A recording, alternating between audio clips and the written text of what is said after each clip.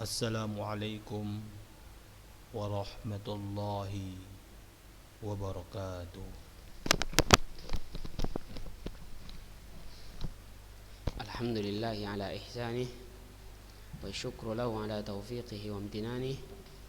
Asyhadu an la ilaha illallah ta'ziman li sya'nih wa asyhadu anna Muhammadan abduhu wa rasuluhu ad-da'i ila ridwanih. Salawatu rabbihi wa salamuhu alaihi wa ala alihi wa ashabihi wa man tabi'ahum bi ihsanin ila yaumiddin. Sallama tasliman katsira. Tayyib. Alhamdulillah, segala puji bagi Allah Subhanahu wa taala yang memberikan kita berbagai nikmat dan karunia-Nya sehingga kita bisa hidup menjalankan ketaatan kepada Allah Subhanahu wa taala, dan semoga Allah terima amalan-amalan kita, karena kita berharap amalan-amalan tersebut sudah kita usahakan semaksimal mungkin ikhlas untuk Allah Subhanahu wa taala.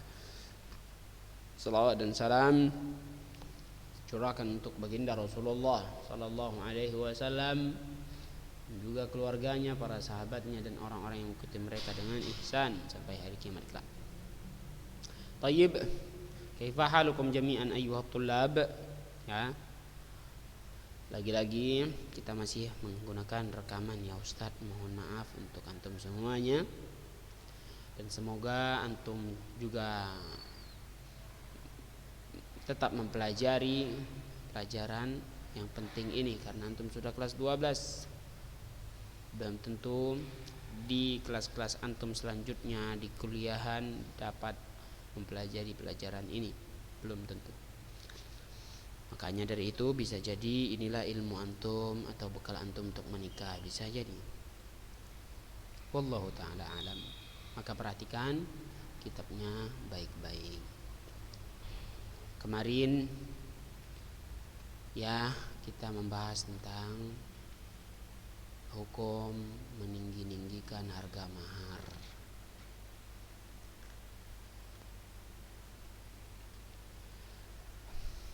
Apa hukumnya sudah kita bahas. Sebelumnya bagaimana hukum menunda-nunda ataupun mempercepat pemberian mahar. Kemudian syarat-syarat dalam mahar, apa yang boleh dan apa yang tidak diperbolehkan berkaitan dengan mahar sudah kita bahas. Masuklah kita ke pembahasan al-mas'alatur rabi'ah, yaitu al-huququz zawjiyah, hak-hak pasangan. Hak-hak pasangan. Perhatikan, setiap pasangan itu memiliki hak. Maka kita harus ketahui apa hak-hak masing-masing, baik itu yang wanita ataupun yang laki-laki. Dengan mengetahui hak-hak masing-masing, maka akan meminimalisir yang namanya konflik, kesalahan, masalah dalam rumah tangga.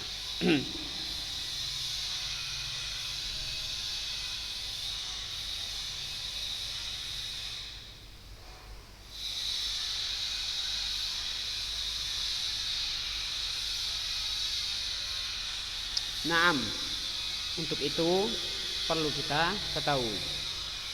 Awalan, yang pertama, hukukuz zaujah, hak-hak istri.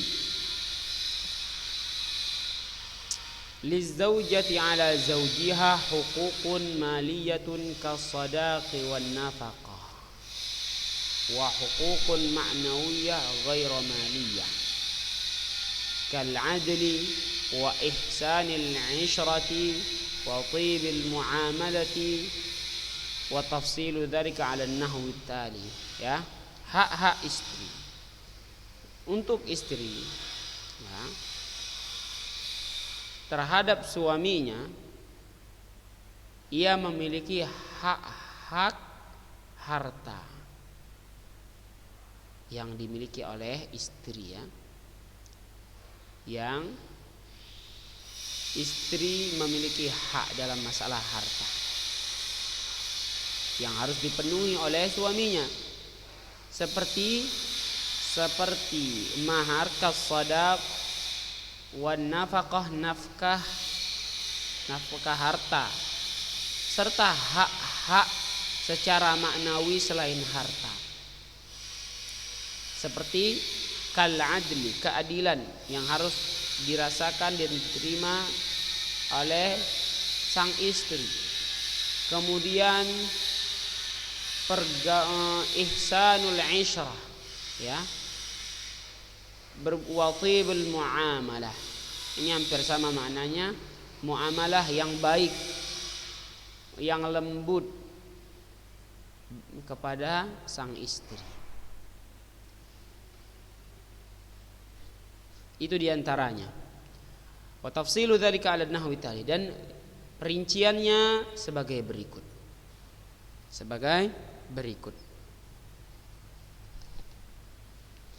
Yang pertama al-mahar. Mahar ini merupakan hak seorang istri. Wa huwa haqqun lizaujah, yang mana ia merupakan hak seorang istri atas suaminya. Maksudnya harus dipenuhi oleh suaminya. Liqaulihi ta'ala, berdasarkan firman Allah Ta'ala, wa atun nisa shadaqatihinna nihlah, dan berikanlah wanita-wanita tersebut maharnya. Wa ghairu dzalika minal adillati allati sabaqa dzikruha, dan selain ayat tersebut dari dalil-dalil yang telah disebutkan dalam masalah mahar. Ini merupakan hak istri. Ingat, mahar merupakan hak istri, harus dipenuhi oleh sang suami, sang suami. Yang kedua yang menjadi hak istri adalah an-nafaqatu wal kiswatu was-sukna.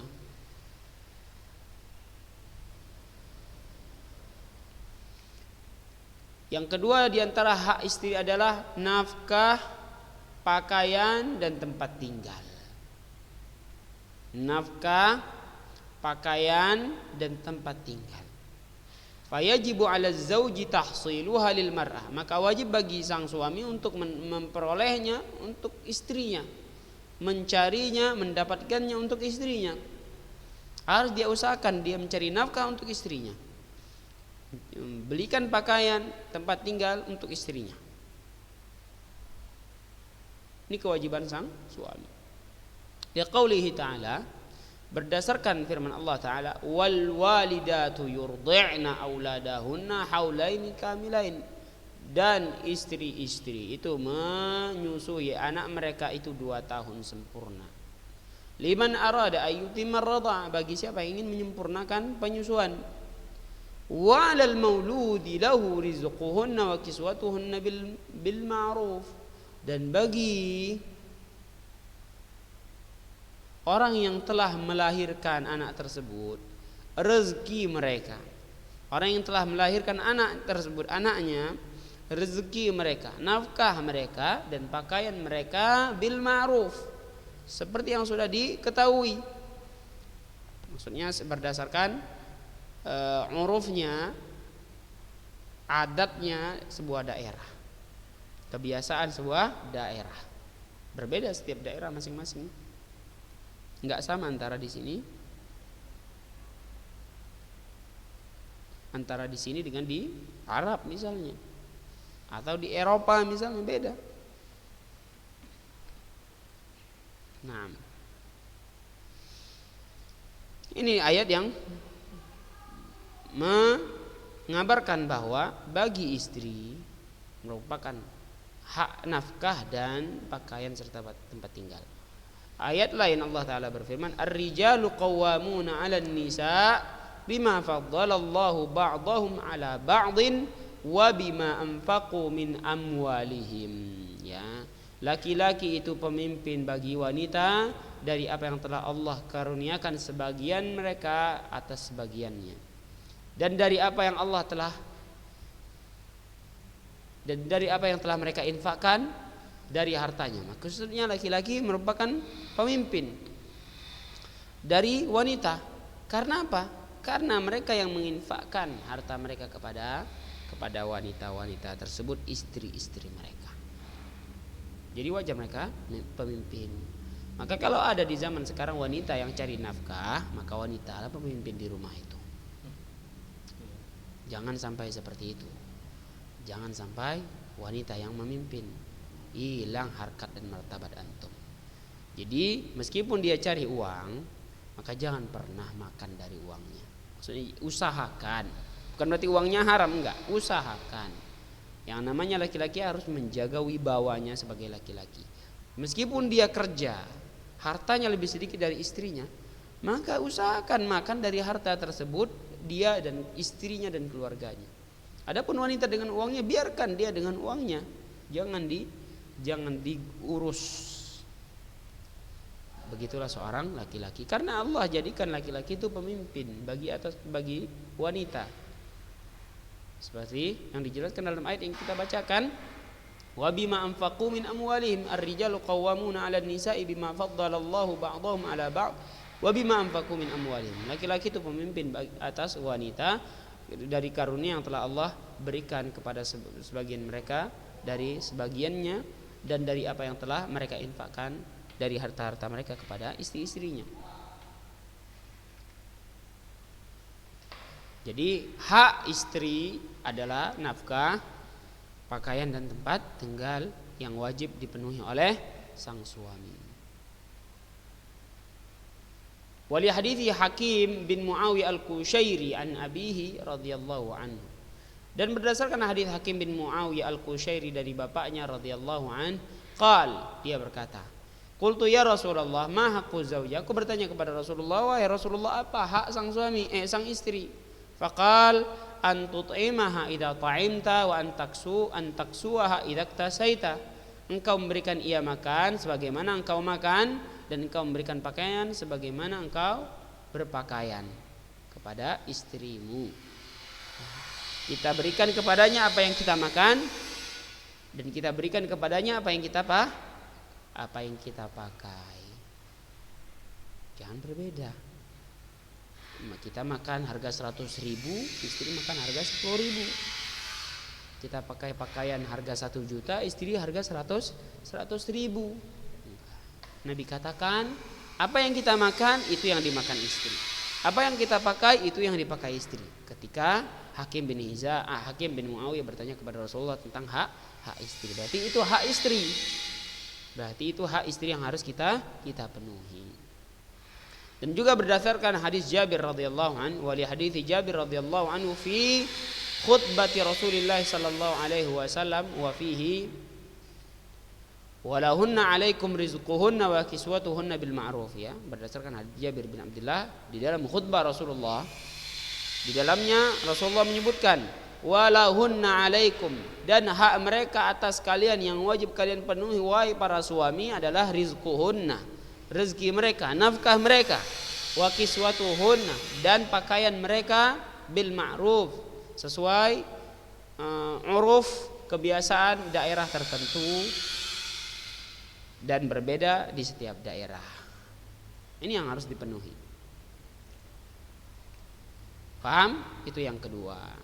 Setelah yang pertama mahar, kemudian yang kedua nafkah, pakaian dan tempat tinggal. Yang ketiga, i'fafuz zaujah bil jima'.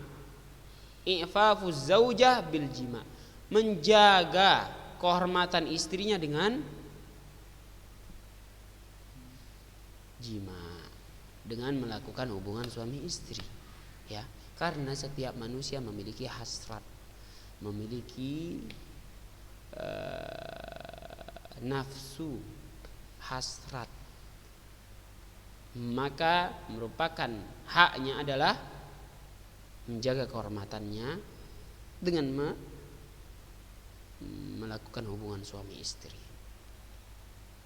mura'atan li haqqiha wa maslahatiha fin nikah, sebagai bentuk menjaga haknya dan maslahat bagi istrinya di dalam pernikahan.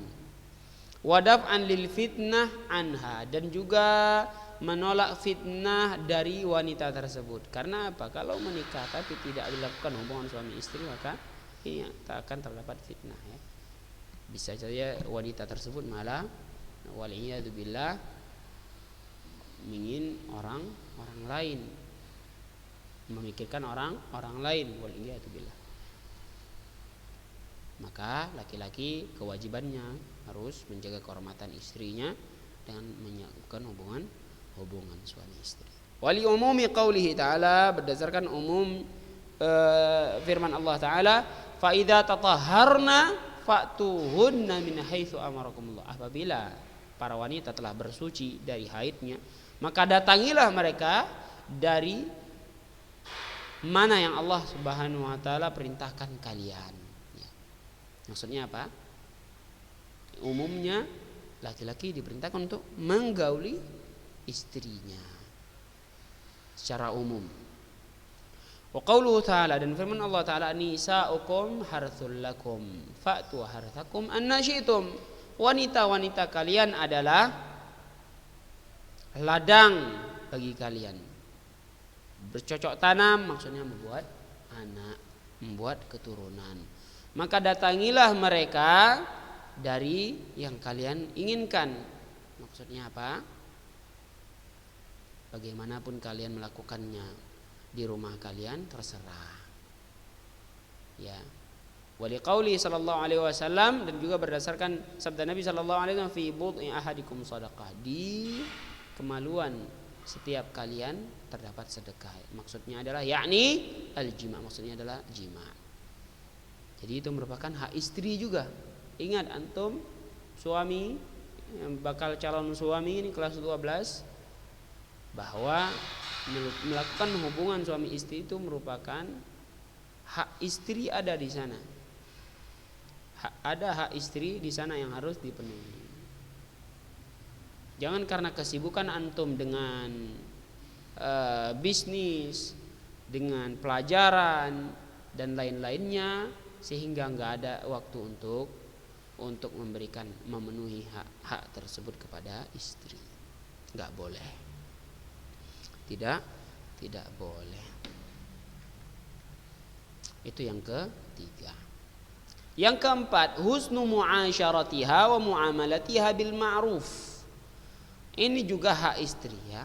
Bermuamalah, berhubungan yang baik dengan istri. Ya, sesuai kebiasaan sebuah daerah tentunya. Bagaimana muamalah yang baik tersebut berbeda setiap daerah.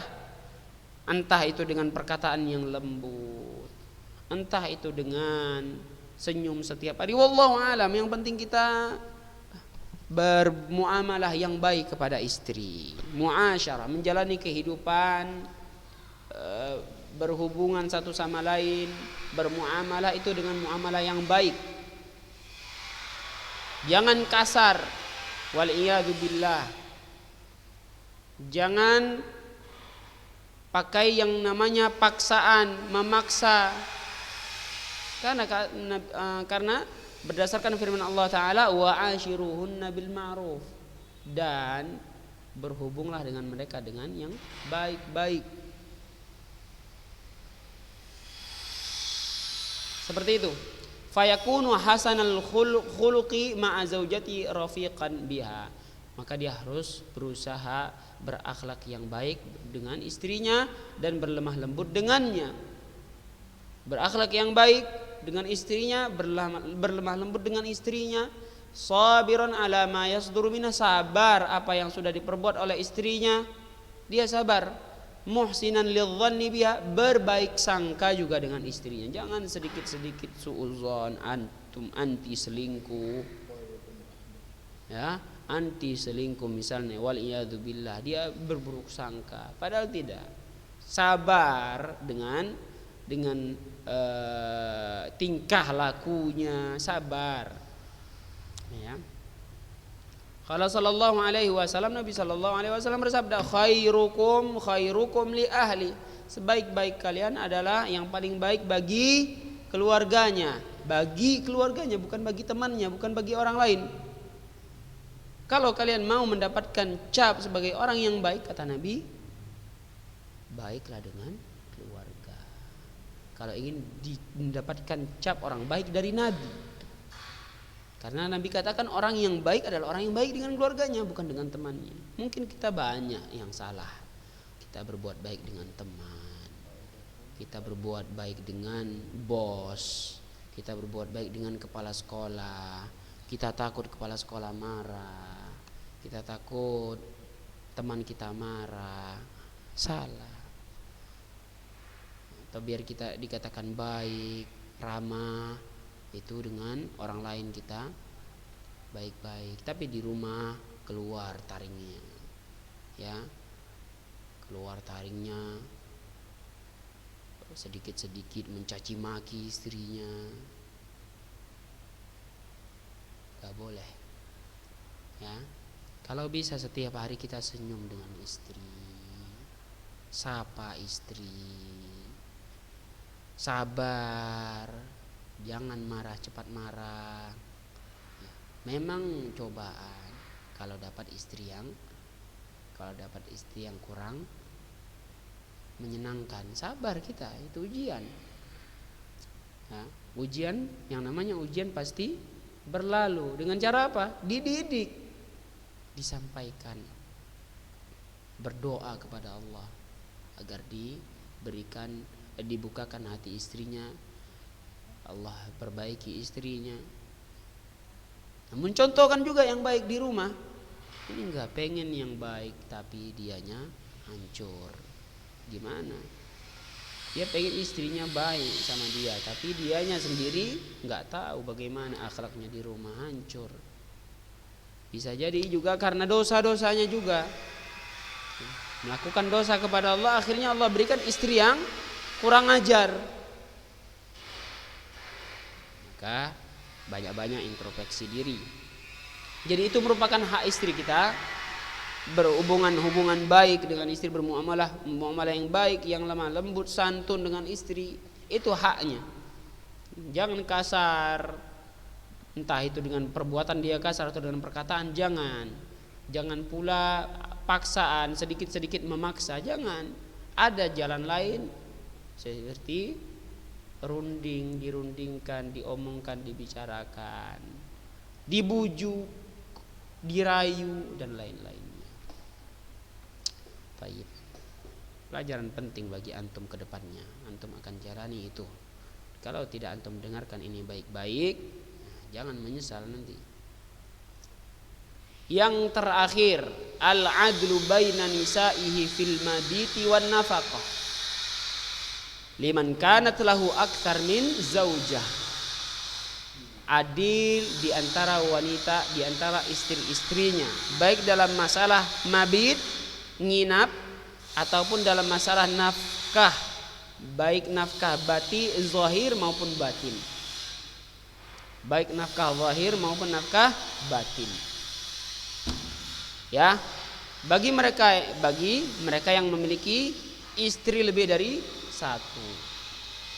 Bagi mereka yang memiliki istri yang lebih dari satu, ingat, ini keadilan di setiap istri-istrinya itu merupakan hak mereka. Adil dengan istri pertama, kedua, ketiga, keempat, masing-masing memiliki hak adil dalam masalah nginap dan nafkah, baik nafkah zahir yaitu harta ataupun nafkah batin, yaitu seperti yang sudah kita katakan di nomor 3, ifafuz zaujah. Mereka memiliki hak masing-masing.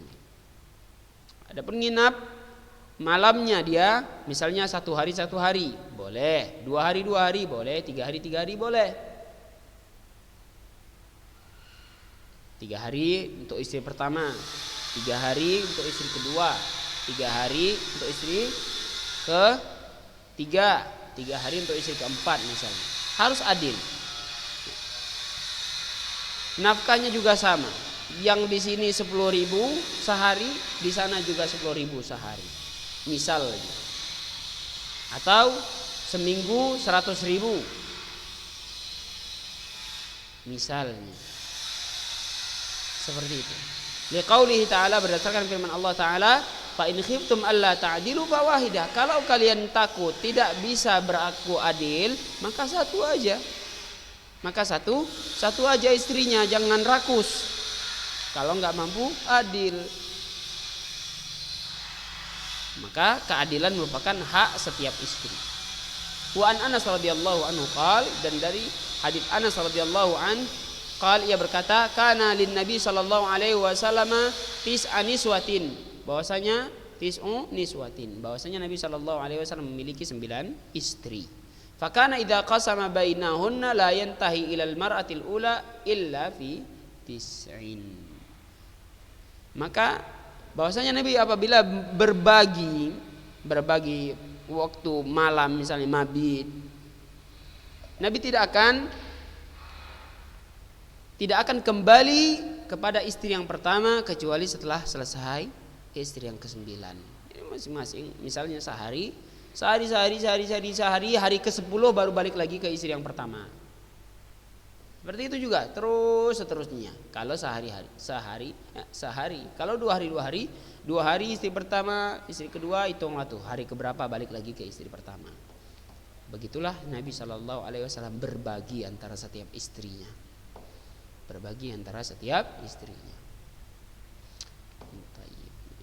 Itulah landasan mengapa adil itu merupakan hak setiap istri. Yang pertama dari Al-Quran, dan begitu pula dari perbuatan Nabi Shallallahu Alaihi Wasallam kepada istri-istrinya. Wallahu ta'ala alam, semoga bisa difahami. Dan Ustadz harap antum juga sudah mempersiapkan diri untuk UTS yang sebentar lagi akan dilangsungkan. Ingat, insya Allah masalah nilai praktek juga akan kita ambil dari penulisan juga ya, dan juga kelengkapan jawaban. Lengkap jawabannya, bagus tulisannya, itu akan diambil dari situlah prakteknya. Biar nggak susah-susah.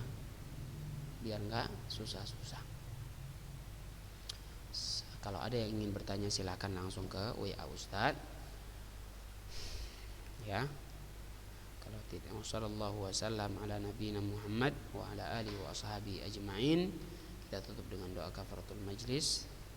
Atau sebelumnya kita berdoa, nas'alullah ta'ala an yarzuqana ilman nafi'an wa rizqan thayyiban wa amalan mutaqabbala. Kita tutup dengan doa kafaratul majlis. Subhanakallahumma wa bihamdika asyhadu an la ilaha illa anta astaghfiruka wa atubu ilaik. Assalamualaikum warahmatullahi wabarakatuh.